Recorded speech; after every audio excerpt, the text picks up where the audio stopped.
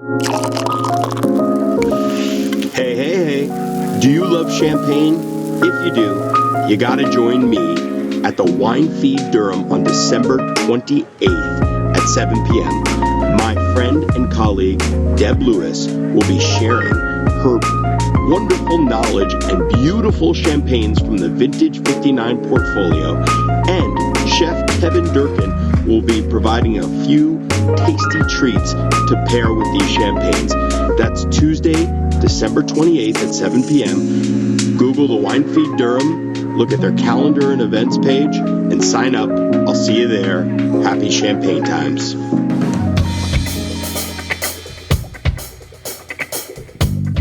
This is the North Carolina Food and Beverage Podcast. Thank you for listening, subscribing, and hitting subscribe on your friend's phone without them knowing. Coming to you from the Kitchen Studios in downtown Raleigh. This episode is sponsored in part by Blue Shark Vodka.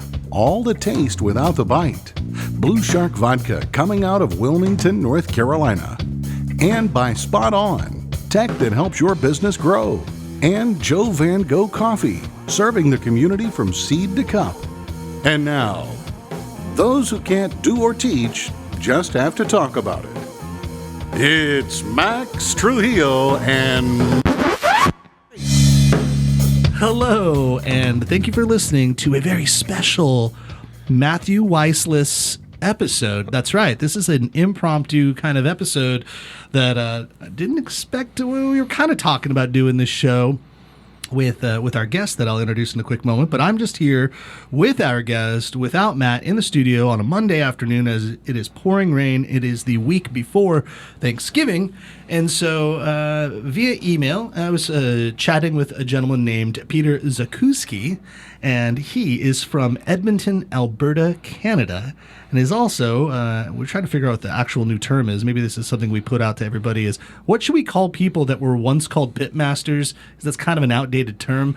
One that manages the smoker and cooks a barbecue and does all of that stuff. We don't really have a perfect name. Chef isn't necessarily accurate, so we got to come up with that great term. But whatever that term is what I will introduce him as, because he runs Pitt County Barbecue out of Canada, and he is here to explore all the beautiful bounty and knowledge that we take for granted, us North Carolinians out here. So, Peter, welcome to Raleigh, North Carolina. Thanks for having me. Yeah.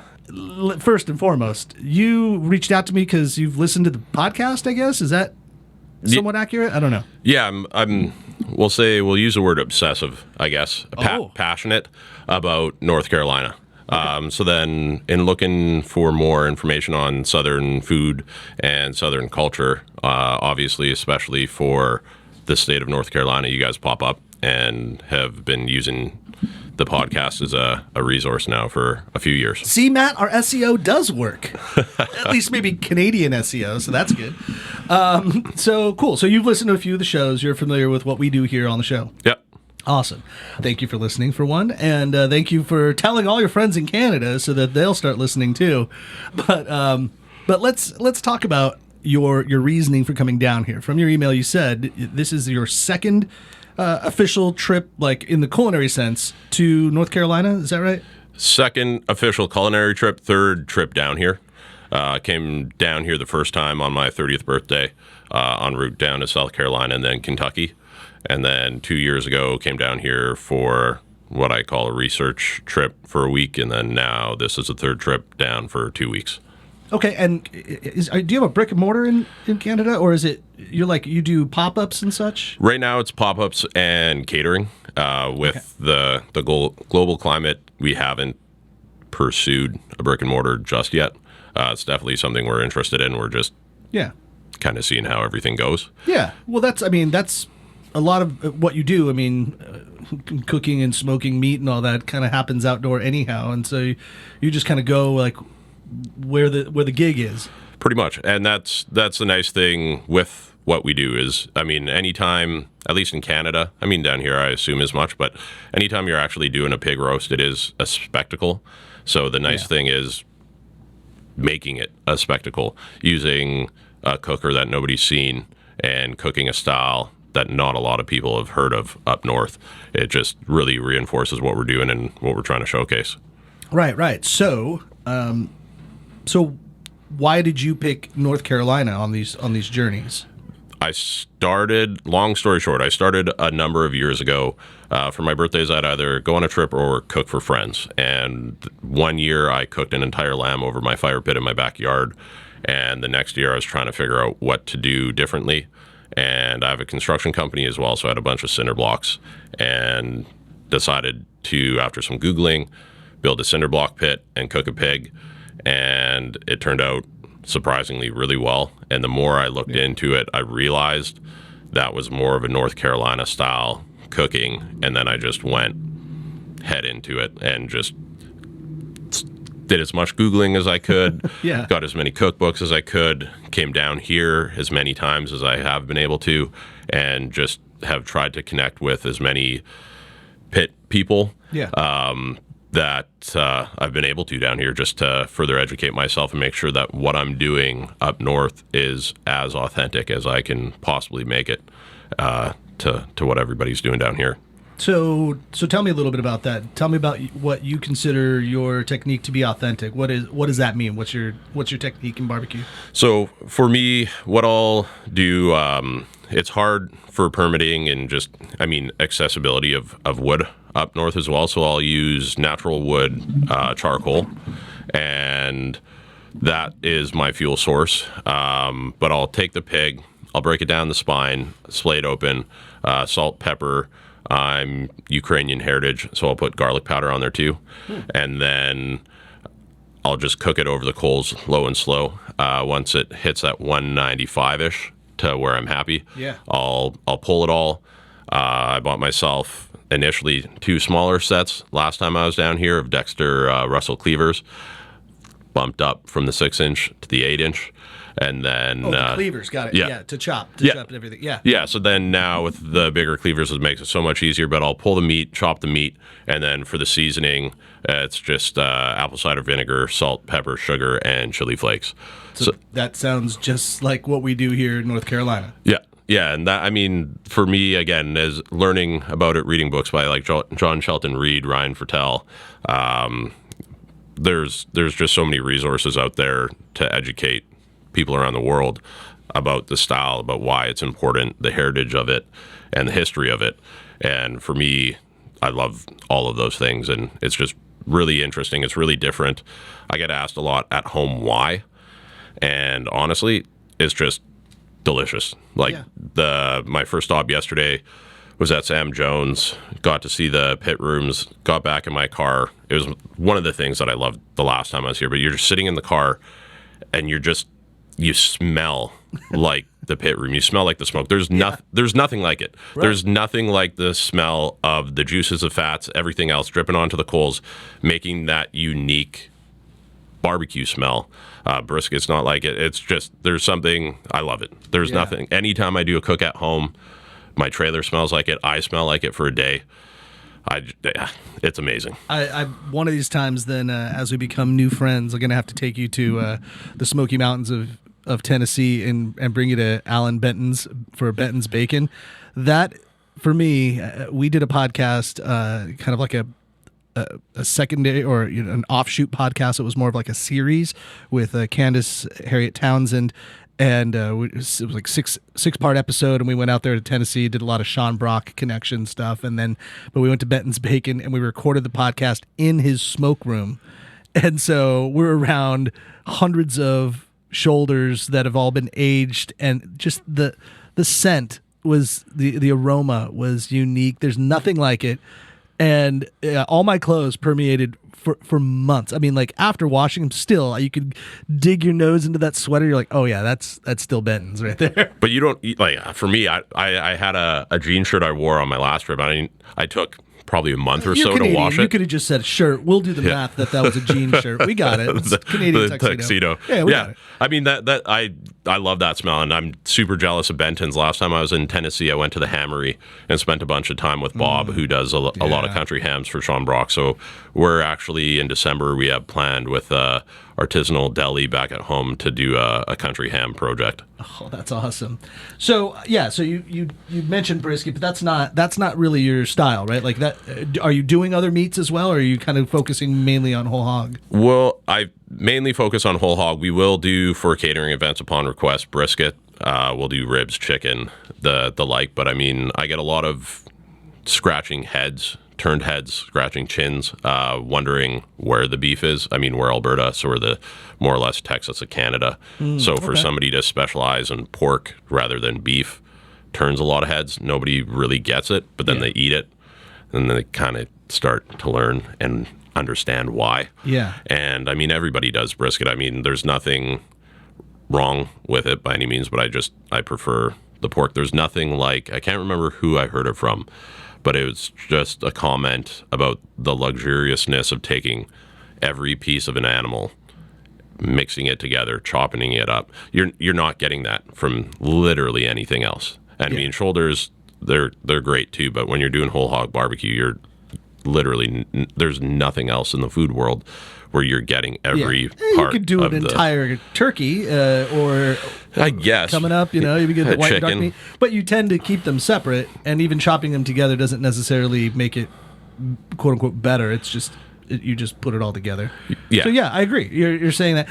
This funny observation, and it's refreshing. I'm glad you're here to give me, and I'll just speak for me, but I do think I've had this conversation with a lot of other people in North Carolina about barbecue in the last year and a half, to give me a fresh respect and perspective of what North Carolina does and what we bring to the table, because in this the narrative we've been having recently with a lot of Pitt people, smokers, is that there's this new dawning of barbecue in North Carolina, and it's like we all looked at it like, okay, I get it, that North Carolina does whole hog pulled pork, that's what they got, but what's next? And as a Californian, we're always like, what's the next thing? How can we do this? But I'll even legitimize, not even just a Californian. I just think that in the culinary world, that's what we're always looking for, and North Carolina has really rested its head on the tradition. And Matt and I recently, we were in Lexington, and we could talk about that as far as style, because it's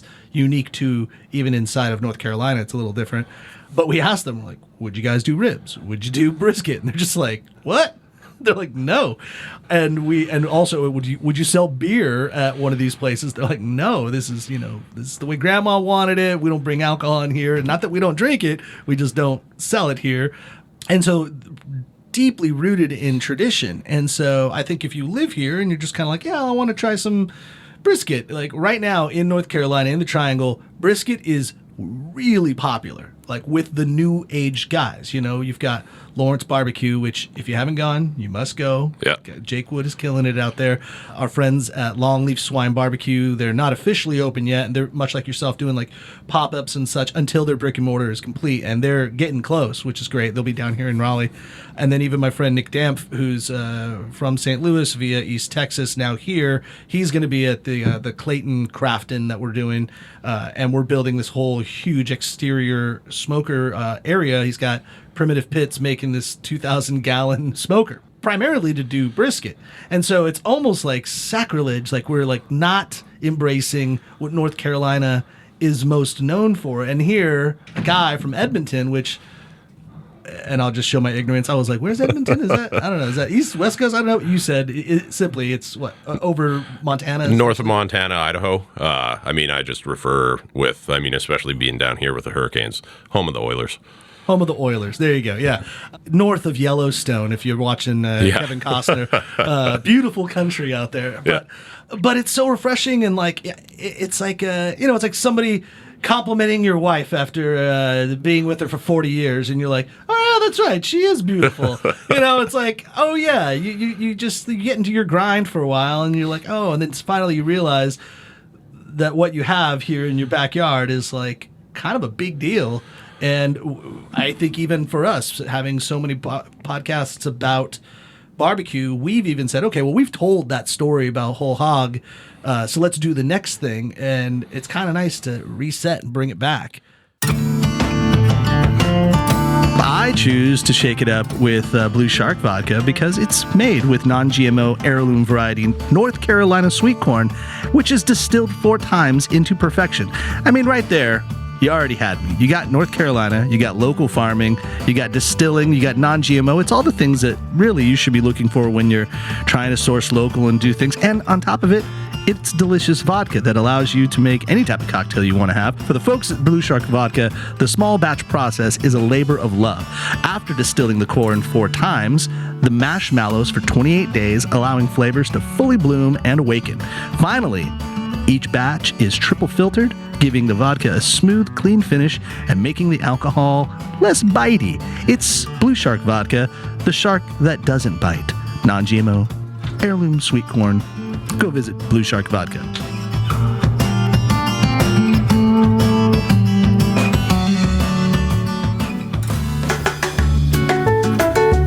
We talk to all types of entrepreneurs, restaurateurs on this podcast, and some of them are making innovative new tacos or salsas, and they're perfecting the classic brisket, but they are all working to turn that love of food into a business, and that's often the bigger challenge.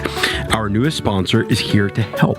Spot On works with popular local restaurants like the Ruddy Duck Tavern and the Village Market in eastern North Carolina, getting them set up with new technology they need to stay competitive in this industry. It's the kind of tech that the chain down the street is already using, but made specifically for you, such as a cloud-based point-of-sale system that not only takes orders and payments, but also ties in online ordering to takeout and delivery. Then it breaks down all the data so you can tweak your menu or set your staff schedule. From fine dining to food trucks, Spot On's integrated restaurant management system can help make running a restaurant less stressful and more successful.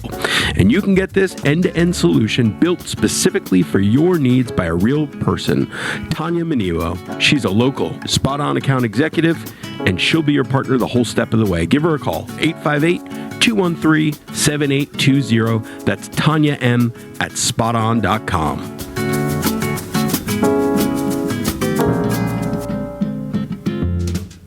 Joe Van Gogh coffee. Yeah, you got to open yourself up.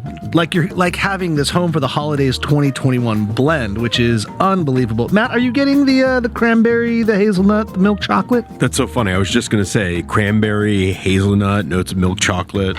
Were you really, Matt? What? Of course. So the origins of this coffee are a little bit of a blend. You've got Ethiopia and the Americas, kind of Central and South America. This particular blend is notable because Joe Van Gogh has been spreading good cheer with local Habitat for Humanity affiliates every holiday season since 2009. Every bag sold, they donate 50 cents among Habitat Humanities in Durham, Orange, and Wake counties. They're proud to continue their partnership with the community and hope to encourage you to help build this holiday season with your local Habitat for Humanity. So find your local Habitat for Humanity and catch up on their latest volunteering projects and events. Habitat for Humanity transforms lives and communities by helping families purchase safe, decent, and affordable homes. Happy holidays, everybody.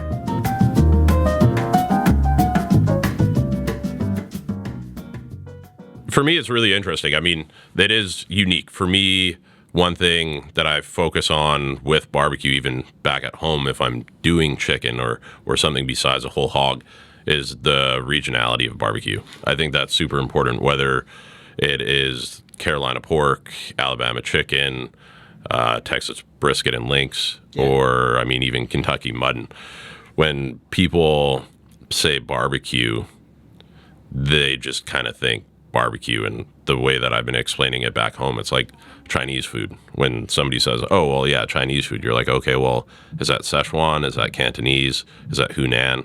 What province? There's specific regionality to food in every country, and focusing and highlighting that regionality is something that's really important because it helps carry on the legacy of what the Joneses are trying to do and what's happening at Snow's and what's happening in these iconic heritage places that have made a name for themselves because of how long they've been around, but also the quality of the food, the amount of work that's gone into it, and just trying to showcase and highlight as much as we can what these people have been doing for generations. Yeah, and so I'll refer back to the email that we've had. as you were talking about your first trip, you talked about places that you went that were kind of like on your chart or whatever. Well, I mean, here I've got it written down. This is great. You said the first time you were down, you went to Parker's and Skylight. Skylight, of course, Sam Jones' family out there in Ayden, North Carolina. And last time you did the following, and I assume that you're saying that you ate here. Yep. So Allen & Sons, Stevenson's, Southern Smoke. By the way, Matt Register will be on the podcast in a couple weeks from Southern Smoke. Grady's, just talked about him. Sam Jones, Skylight Inn. Bees, Burns, Stamey's, Buxton Hall, and you actually did a shift there. I'd love to hear about that. Tar Heel Q, Noble Smoke, Lexington Barbecue. You did all that in one trip. Yeah, in about 7 days. Speak to us about Buxton with Elliot Moss. What was that like? Oh, fantastic. I reached out to Rich, who was working there. He was recently working at Sam Jones. Now he's down in Texas. Reached out to them. He connected me and did a shift there. And it was, I mean, the team that Elliot has put together there is amazing. Yeah.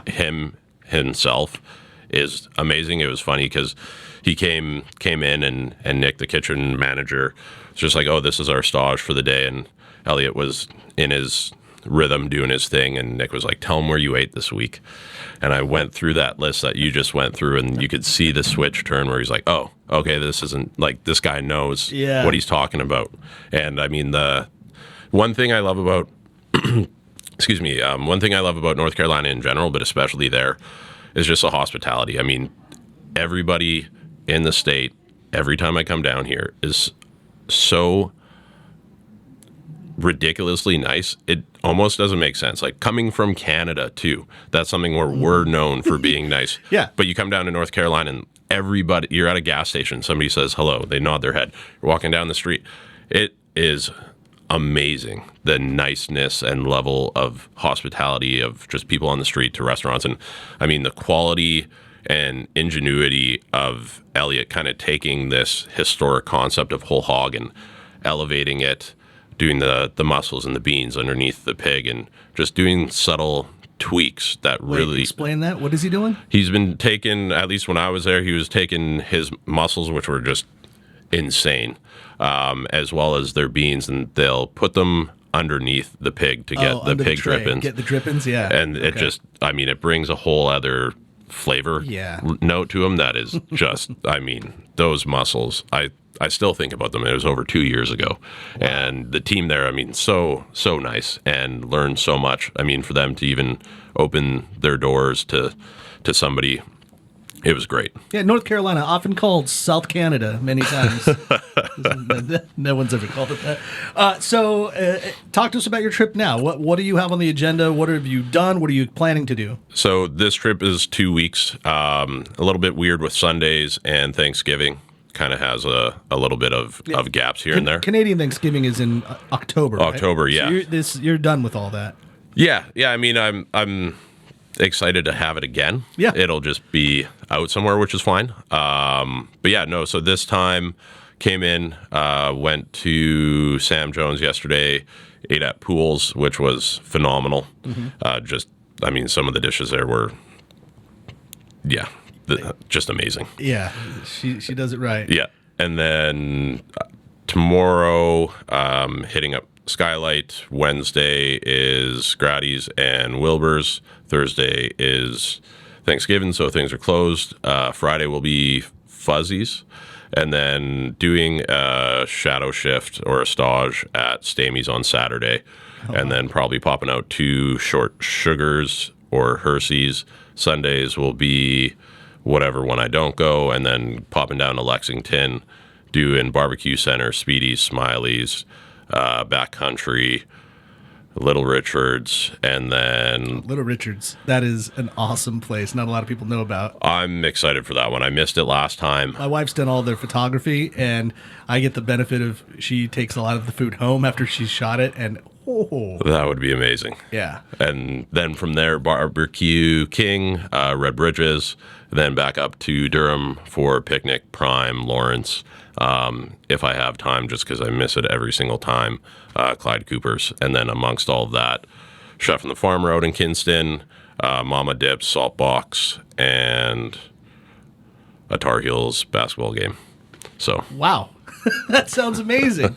The whole time I'm thinking of this, I'm like, shoot, I'm going to be out of town during Thanksgiving. Otherwise, you'd had a place at our table. I would have definitely welcomed you there. Maybe we'll find you some friends that are out here that might want to give you a spot to hang out at. But that last part when you got into the triangle, all those guys. I mean, I want to release this episode soon, as to before maybe they'll hear this before you get there. They'll be like, oh yeah, that's that Canadian guy. That's a weird guy. He's got his denim suit on when I see him. But yeah, no, that's so awesome and ambitious, and I love it. Obviously, please, when you're in Lexington, let them know that we say hi. The guys from the podcast, they were all such pleasant and really just warm-hearted people that are like, hey man, come on in, relax. Like you said, that hospitality. Now, the part that I thought was interesting about Lexington was their technique is a little different in that it's not whole hog, it's shoulder, it's just shoulder, and there's an absence of pepper in the seasoning. And addition of tomato or ketchup. Right, but only in the sauce, which they call the oh my god, The dip. the dip. Yeah. There we go. Thank you. But yeah, so just on the coals, they're slow and low like you would expect, but it's just salt. They just salt meat and then throw it on there, and they're roughly around 9 hours, they say, on cook for most of the time, and they're just cycling it throughout the day. And they're just, shoveling coal from their firebox underneath everything else. And those poor guys, I'm watching the young, teenagers that are doing it. I'm just like, when did you get here? He's like, 5 a.m. And you'll work till when? 6 p.m. And you're just basically walking back and forth these 12 feet. And he's like, yep, that's my job. Like, man. Like, how much water do you drink during this time? And he was a skinny dude, by the way. You yourself, you're a tall drink of water and you're a skinny guy. For all of that barbecue that you went through, you would expect the guy to be like 450 pounds, but you're a lean dude. I guess it's because you only do it once or twice a year, maybe. Yeah, those big trips are definitely like that. Lots of cycling back at home to try and keep it off. So, I mean, everything I lost this summer will definitely be put back on these 2 weeks, but it's worth it. That's awesome. And you just go, are you with friends, company, or are you just out on your own? Just by myself. Wow. First time I came down here for Parker's and Skylight, my mom was with me for my birthday trip, and then otherwise it's just me, which I like. I mean, it gives me time to kind of sit with everything and stew with it. It allows me also to be obnoxiously hyper-focused and go place to place to place to place, finish eating, take pictures, talk to them. Last time with those 50 or 13 places, there was only one location that wasn't open to me seeing the pit room. And again, that just speaks to the North Carolina hospitality. Everybody just open door policy. It was amazing. So I think it would be hard. I mean, I don't have a business partner. I think it would be hard even for a life partner, like a girlfriend, to ride along on something like this, because I just get an intense trip. Yeah, it's very pointed and executed for what I'm trying to do, whether it's hone in on the barbecue, excuse me, the aesthetics of the restaurants, or just even Southern cooking and hospitality. I just really am down here to be a sponge. Yeah. Actually, even this morning, you went down to Carolina Packing Company, right? You went to Bright Leaf Hot Dogs. You brought me back a little gift bag of the red dogs, which thank you so much. Care to even mention why you did that, or what that was all about? Again, just a sponge. Last time I was down here when I was at Southern Smoke talking to Matthew Register, sat down with him again, spent quite a few hours with him now, quite online friends, personable with him. And I just kind of asked him, I was like, what are some important things in North Carolina food culture that I should know about? And he said, Carolina Red Hots with mayonnaise, and Duke's mayonnaise, obviously. And yeah, I had it. It was great. And it's just, I mean, for me, furthering my knowledge of Southern food culture, but North Carolina food culture, I always go up home, and it's funny because I'm like, oh yeah, okay, Bright Leaf hot dogs, everybody's like, a red hot dog, and you're like, yeah, or Pepsi or Texas Pete or so many other different local things to highlight. I mean, it's not even the barbecue anymore in North Carolina that makes me passionate. I mean, if you go to Asheville and you have like Chai, Pani, and I mean, Elliot opened his chicken shop, and then you go out to Wellington and you got the seafood stuff out there. I mean, there's Chef and the Farmer, everything Ashley Christensen's doing in Raleigh. It's amazing what's actually happening in the state. And I mean, even still, last time I went up to the Appalachians and went on the Blue Ridge Parkway, and it was just outstandingly beautiful. Dude, you need to be the new host of this show. Seriously. Yeah. Like I said, obsessive or passionate. It's just once you start scratching the surface of what this state has to offer. I mean, I've been to South Carolina, Tennessee, Alabama, West states quite a bit, but there's just something about North Carolina that just feels like home to me.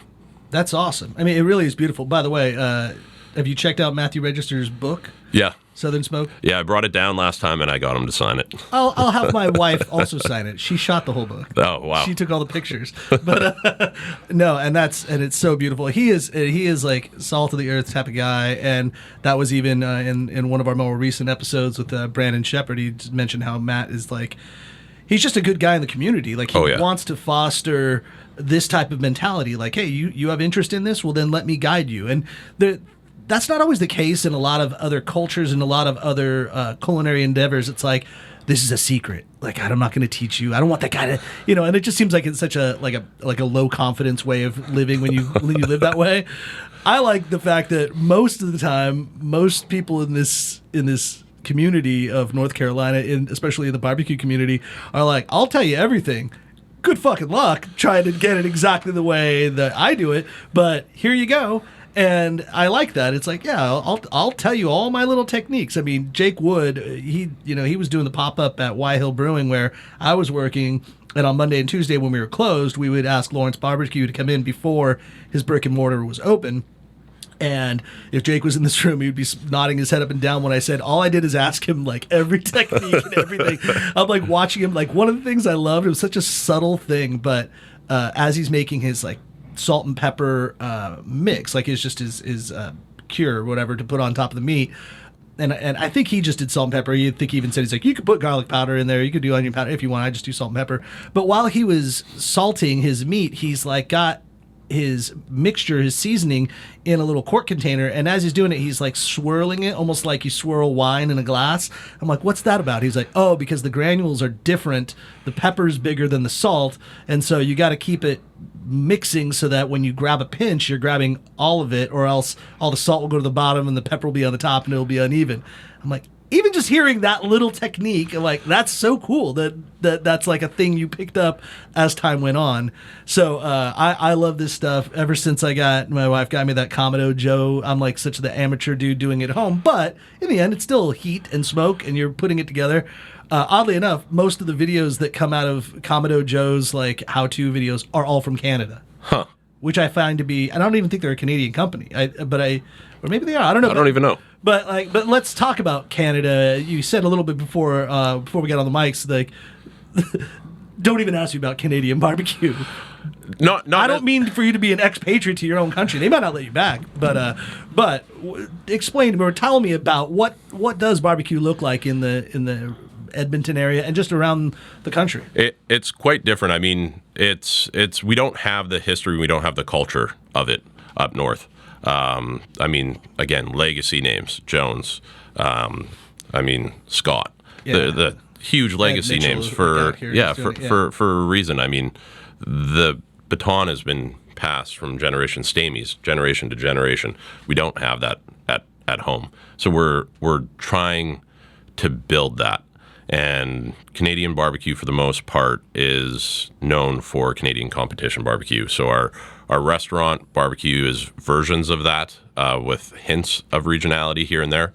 And there's guys in Toronto and Vancouver, Calgary, which is south of Edmonton, doing really good jobs of restaurant barbecue. It's just, again, it's different because you come down here and, like you were saying earlier, it is shoulders or whole hog, and it's only been within the last number of years that you have Prime or Lawrence or Noble Smoke bringing in the other influences from the other states. Yeah. And we're figuring it out. And there's a lot of people, I mean, again, we just don't have the access to even the cooking equipment, for that matter, of either like BQ grills or mill scale or primal. I mean, the guys at BQ have been great, but one of the main reasons that I ended up fabricating my own cooker is the freight and duty was as much, if not more, than the cooker itself. So let's talk about that. You brought me a shirt that I'll have to snap a picture and put on our Instagram so people can see. But the back of the shirt was like your CAD design for the smoker you made. So for one, you mentioned earlier you do some construction, so you know how to do this stuff. Like, you understand how to work in CAD, I guess. And for that one, I did like very rudimentary drawings, and then I sent them to the steel shop that I work with on the construction side of things. And luckily, they're friends, and it was a lot of Zoom back and forth over COVID to hone it in and bring the weight down. Again, something like this is not really seen back at home. Yeah, so like if I'm looking at this, the design, it's like kind of like a coffin case, if you will. But that's what it gets called a lot. Yeah, it's square. It looks like, so you've got the grate and then a chamber below that looks like it opens up to the panel. So is that right? Like do you feed with a shovel? Do you feed coals into the side? Yep. Yeah. So aesthetically, conceptually, was inspired by what they're doing at BQ Grills, dimensions and everything else. I married that aesthetic design with the dimensions from my cinder block pit. And I mean, this is direct heat. This is an indirect heat. It depends, because the cooker itself is 4 feet by 5 feet, and then I have 2 side flaps with a grease/coal tray, so I can actually pull that out. And I can put the coals either on the sides or underneath the shoulders, or depending on, again, what I'm cooking. I mean, I've gotten 3 smaller pigs on there. At one time I had 9 shoulders, 275 chicken wings, 3 briskets, and 2 beef ribs, and there was still a little bit of room. So, I mean, it's all where you're moving the coals and the heat. But, I mean, it went initial drawings and weight was 1,200 pounds. Now it's around 7, and for the first close to year, I was lifting the lid without assisted openers because I hadn't figured that part out in the sake of design. So I was like deadlifting a 168-pound lid multiple times, which is a point of pride, because it's like moving the 60 cinder blocks when I was doing that before, where you're like, this is insane, but also, I there's something about it that I love like about the process and just every single time, moving it, setting it up, building it. There's something in that entire process that I really like. But after being a little bit busier with the project last winter, I ended up having to put the assisted openers on, because after doing a number of pigs through last December, my back was shot by Christmas that I just had to. So it's funny. So we're recording on a Monday. This is hence why like Matt's not here and all, and we're just kind of chilling out. Everything's closed on Mondays here in downtown Raleigh, which is insane. And almost Sundays. Yeah. I mean, you got to take a break, especially that's pretty common too in the barbecue game. I mean, a lot of times, and that's not even just North Carolina. That's like across the board, like Texas. Everybody like they go crazy, Wednesday or Thursday to Saturday, and then that's it. It's like we've done the week's worth of meat, and we're just gonna chill on Sunday, Monday, maybe even Tuesday.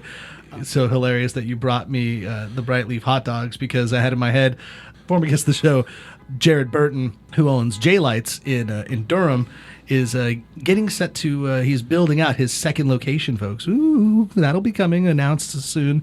But anyhow, he's like, hey, let's go grab some lunch today. And I said, well, I'm meeting with this Canadian guy, Peter, but maybe we can all go out together and figure out a place to eat. So we came up with the idea, we're going to go to the Cardinal and get these awesome hot dogs, because there might not be a lot of barbecue around, but these dogs are legit and totally worth your time. Oh, I'm excited. Well, I appreciate you coming on. For those that want to see and follow like what you're doing, what's your Instagrams? People can check it out. The Instagram's Pitt County Barbecue. Our website's pittcountybarbecue.com. The name Pitt County Barbecue comes from the sake that I wanted to pay respect. I mean, it's nice when you have somewhere, in my opinion at least, like Skylight, where you hear so much about them as the gold standard. They're the GOAT per se. Yeah. And then you go and you're like, oh yeah, like get it. I every single time I've been there, I make a point to specifically go there and grad use every single time for those reasons. But that, I mean, again, the history and the culture in the Jones family and in that county for whole hog barbecue is so important for what it is as an industry that a lot of what I want to do up north is educate. So then when people go, what is Pitt County? I can tell them, okay, well, it's this county in the state that focuses on this, with this history, with this legacy. We even though we do the Eastern Carolina whole hog, we do the Piedmont style red slaw. And again, up north, everybody's like, a red coleslaw, what is this? Yeah. And again, just like the meat without any sauce, just try it. Mm-hmm. And as soon as people do, they're hooked.